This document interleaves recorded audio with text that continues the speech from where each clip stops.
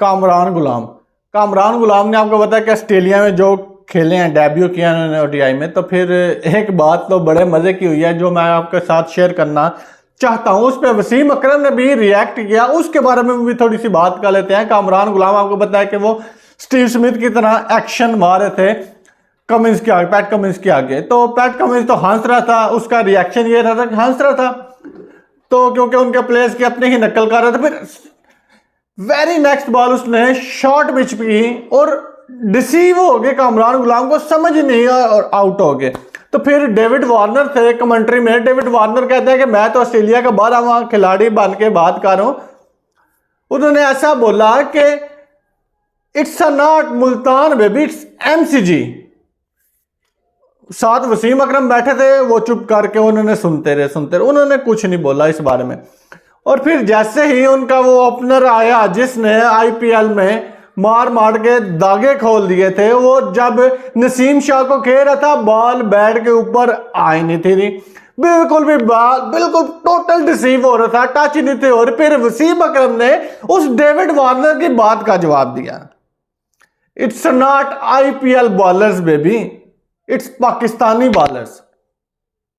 बहुत मजा आया। कहते हैं ना कि जिस खूह की मिट्टी हो ना उसे उधर ही लग जाना बेहतर होता है। डेविड वार्नर तो आपको बताया कि ऑस्ट्रेलियंस हैं ही मुंह फट, तो उन्हें कोई ना कोई जवाब मिलना चाहिए।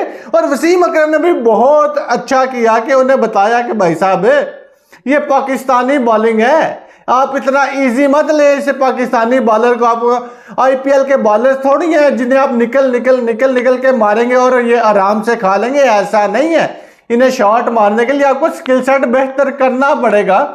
क्योंकि आपने देखा कि आईपीएल में वो लड़का जब खेल रहा था 20-25 बॉलों पे 70-80 स्कोर लगा रहा था, कोई बॉल ना बुमराह ना कोई भी आ रहा है उसे मार रहा है।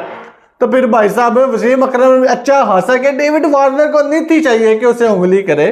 फिर अगर उंगली कर ही दिया तो फिर थोड़ा सा हौसला भी रखे कि उधर से भी एक पूरी बाजू आएगी। आपको एक मैं बात बताऊं ना कि सही बात है, वसीम अकरम ने एक अच्छा हंसा जवाब दिया। वसीम अकरम भी कहते हैं ना कि मैं छक्का मारने का मौका क्यों जाने दूं, क्योंकि टेस्ट क्रिकेट में तो उन्होंने बतेरे छक्के लगाए हुए हैं। वो कहते हैं जी कमेंट्री में भी मैं छक्का मारने का मौका बिल्कुल भी जाया नहीं करूंगा। और वसीम अकरम ने भी ऐसा ही किया। कामरान गुलाम आपको पता है कि रिसेंटली उन्होंने डेब्यू किया है, तो फिर वो पाकिस्तान के विकेटों में स्लो बहुत अच्छा खेलते हैं।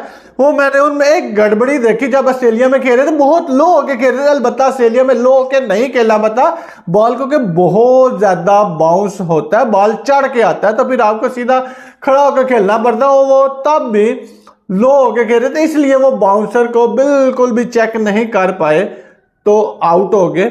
और वैसे तो कामरान गुलाम बहुत बड़े प्लेयर हैं, उन पे प्रेशर बहुत ज्यादा, क्योंकि उन्होंने बहुत बड़े प्लेयर को टेस्ट में रिप्लेस किया था, बाबर आजम को। तो बाबर आजम को रिप्लेस करना इतना आसान नहीं। अगर आप बाबर आजम को रिप्लेस करेंगे पूरे पाकिस्तान की नजरें आप पे टिक जाएंगी।